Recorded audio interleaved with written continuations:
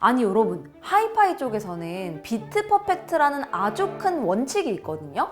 디지털 음원 데이터가 단 1비트의 변형 없이 원본 그대로 전달될 수 있는 상태를 만드는 것인데요. 이거는 완전 이 비트 퍼펙트를 대놓고 무시한 거예요. 화가 나요, 안 나요? 서울리안.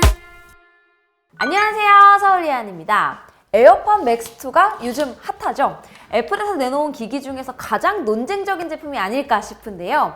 1세대보다 2세대가 더 논쟁적이기가 쉽지가 않은데 그걸 해냈습니다.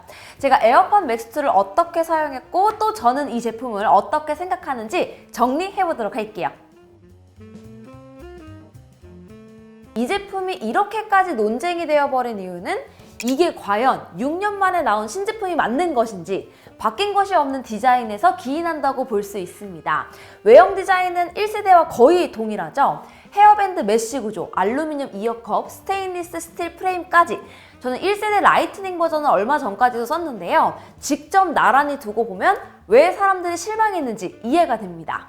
그 유명한 스마트 케이스는 헤어밴드 메쉬를 보호하지 못하는 구조인데 가방에 넣으면 메쉬 부분이 그대로 노출이 되잖아요. 한두 번이 아니라 수년간 사용하면서 이렇게 메쉬 부분이 쭈글쭈글해졌습니다. 그리고 전혀 스마트하지 않은 스마트 케이스로 유명하죠. 6년이 지난 지금도 그 별명이 유효하다고 볼 수 있어요. 무게도 386.2g으로 거의 그대로입니다. 소니 1000X 마크6가 250g 내외, 보스 QC 울트라2가 264g 정도니까 약 1.5배 더 무거워요. 숫자로 보면 130g 차이인데요. 사실 착용하자마자는 그렇게 압박감이 크게 느껴지거나 불편하다는 생각이 들지는 않습니다.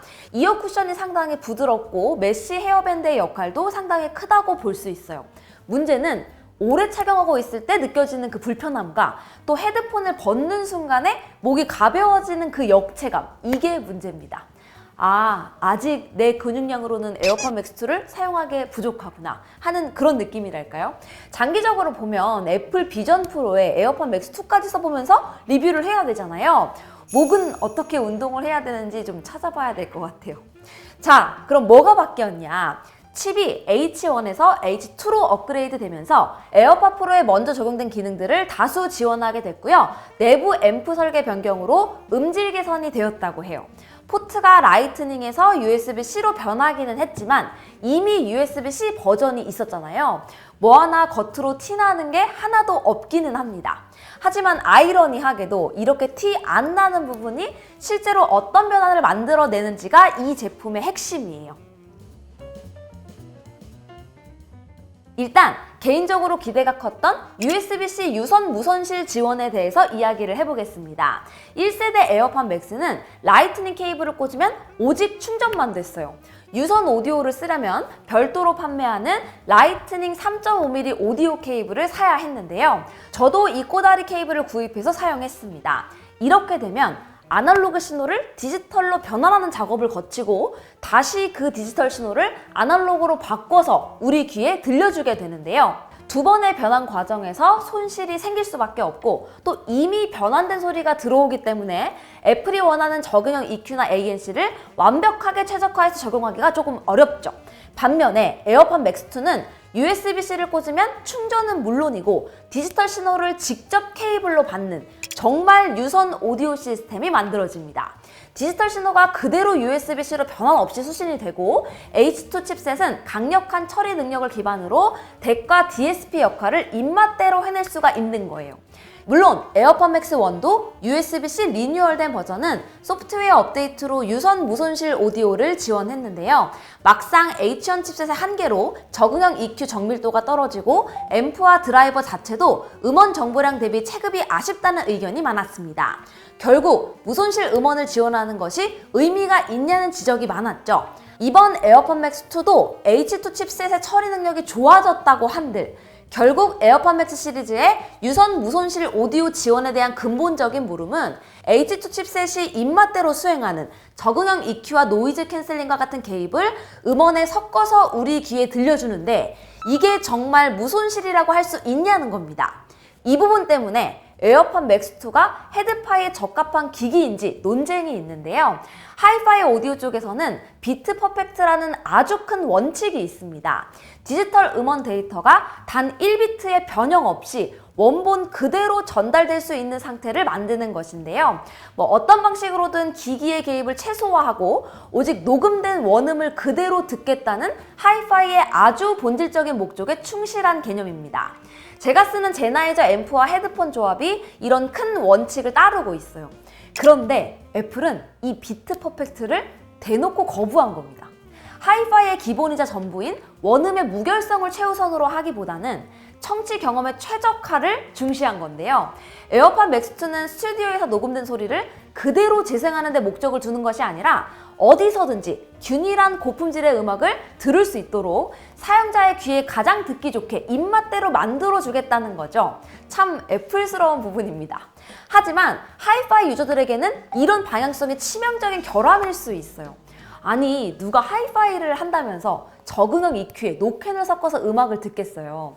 하이파이가 어떤 곳이냐면요. 지금 제가 쓰고 있는 제나이저 HT820조차도 오픈형이 아니라 밀폐형 헤드폰이라는 이유로 스튜디오 공간감을 그대로 재현할 수 없는 제품이라고 호불호가 엄청 갈리는 곳이거든요. 그래서 이 제품이 더 좋다, 나쁘다 섣불리 이야기하기가 힘듭니다. 아예 방향성이 다르고 제가 정말 수많은 음악을 두 제품으로 번갈아 가면서 들어봤는데 어느 쪽 하나 손을 들어서 모든 순간 이게 더 낫다 이렇게 말할 수 없어요. 다만 확실한 건 HD820 시스템은 정숙한 장소에서 집중해서 즐기는 밀도 높은 취미의 영역으로서 비교할 수 없는 만족감을 준다는 것입니다. 하이파이 중에서도 헤드파이는 아주 간단하지만 이 시스템이 주는 감동은 분명히 있습니다. 반면에 에어팟 맥스2는 어떤 공간이든지 USB-C 케이블 하나만 꽂으면 카페에서도 비행기에서도 작업실에서도 앞에서 느낀 감동의 80에서 90% 정도를 누릴 수 있어요.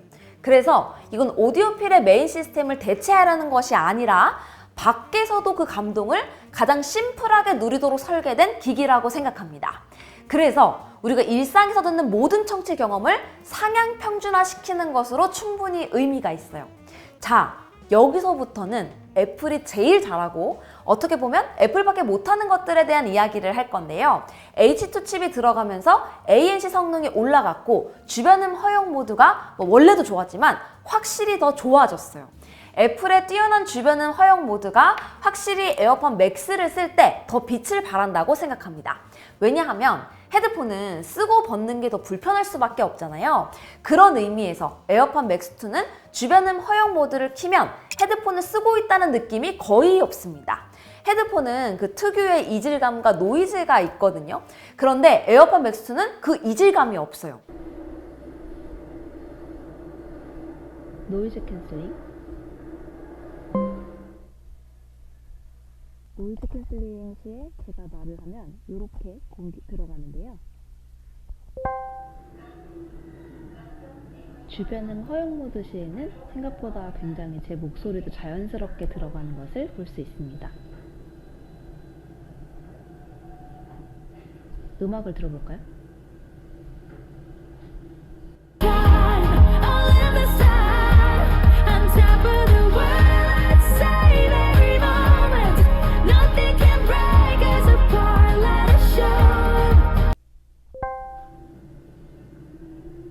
차이가 느껴지시나요?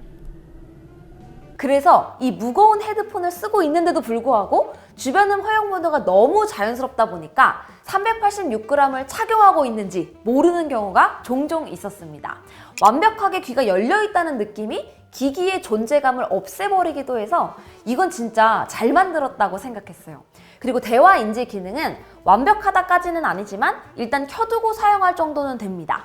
제가 경쟁사들의 동일한 기능은 전부 끄고 쓰거든요. 그런데 에어팟 맥스는 전원에 있어서 살짝 보수적인 성향이 있어서 짧은 흥얼거림에 반응할 정도는 아닙니다.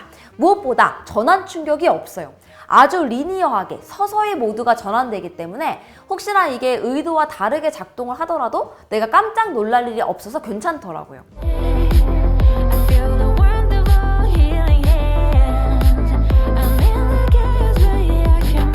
이렇게 말을 하기 시작하면 주변음 허용 모드로 바뀌면서 노래 소리가 줄어든 걸 알 수 있죠. 그리고 제가 말을 하다가 딱 그만두면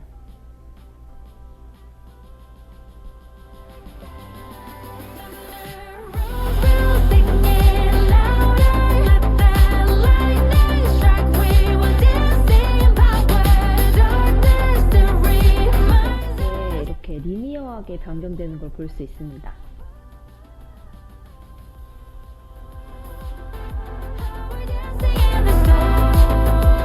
그리고 시리 제스처도 자주는 아니지만 결정적인 순간에 유용하게 써먹는 기능 중에 하나입니다. 또 실시간 번역 기능은 확실히 처리 속도가 정말 빨라요. Thank you for coming in today. We appreciate you taking the time to interview with us for a position at our company. I hope it's a good experience for both of us. If you're ready, let's get started. 적어도 내가 듣는 건 부족함이 없을 정도라고 볼 수 있을 것 같은데 결정적으로 서로 소통을 하기 위해서는 상대방도 동일한 세팅을 해야 제가 말한 거를 상대방도 알아들을 수 있잖아요. 그래서 이 기능은 실전에서 잘 써먹을 정도는 아직 아니지 않나 싶습니다. 에어팟 맥스는 6년 동안 공통적인 불만과 피드백이 있었을 것 같거든요. 그런데 신기하게 고집을 꺾지 않은 채 여전히 무겁고 케이스도 여전히 이상하죠. 무엇보다 흔히 경쟁 모델로 언급되는 소니와 보스 제품 가격을 생각하면 거의 2배 가까이 비싸기도 합니다. 그래서 이 무게와 가격을 감수하면서 살 이유가 있냐라는 질문에는 단순히 노이즈 캔슬링이 잘 되고 음악이 잘 들리는 헤드폰을 찾는다면 유선 무손실 때문에 에어팟 맥스 2를 선택할 이유는 딱히 없다고 봐요. 솔직히 소니나 보스가 훨씬 더 합리적인 선택입니다. 가볍고 저렴하고 ANC 성능도 충분하죠. 주변음 허용 모드는 약간 어색하긴 하지만요. 하지만 애플 생태계에 깊이 들어와 있거나 아니면 그 경험을 충분히 한 사람들, 그 중에서도 어느 정도 음질에 대한 기준과 욕심이 있는 분들이라면 가장 손쉽게 고품질의 음악을 장소에 상관없이 일관성 있게 들을 수 있는 최고의 옵션입니다. 제가 아무리 제나이저 시스템을 좋아한다고 해도 이걸 들고 다니면서 들을 수는 없잖아요. 또 헤드폰만이라도 쓰고 싶어서 꼬다리 덱을 쓰는 순간 큰 의미가 없어져 버리니까요. 그래서 가장 논쟁적이고 욕먹어도 싼 제품인 것도 맞지만 반대로 이런 경험이 필요한 분들에게는 지불 가치가 명확한 제품이기도 합니다. 또 애플 TV를 거실에서 사용한다면 이 무게에 대한 부담 없이 최고의 영화 감상이 가능하니까 갖고 있는 분들은 꼭 한번 시도해보세요. 저도 집에서 리클라이너에 완전히 머리를 맡기고 기다렸던 영화를 볼 때 만족도가 극대화되더라고요. 아무리 비싼 사운드바도 사실 소용없습니다. 논쟁적인 만큼 또 저에게는 나름 신선하고 재밌는 경험이었어요. 앞으로 또 한 6년 정도 써보면 재밌게 바뀌어서 또 나오겠죠? 그럼 저는 또 다음 영상에서 재밌는 이야기로 돌아오도록 하겠습니다. 안녕히 계세요! 유달리 저는 얘를 좀 무거워하는 것 같아요. 사실 얼마나 예뻐요. 그리고 음질도 되게 좋고 노캔 성능도 너무 좋고 주변음 허용 모드 너무 좋고 길게 쓰고 싶은 심지어 색깔도 예쁘죠.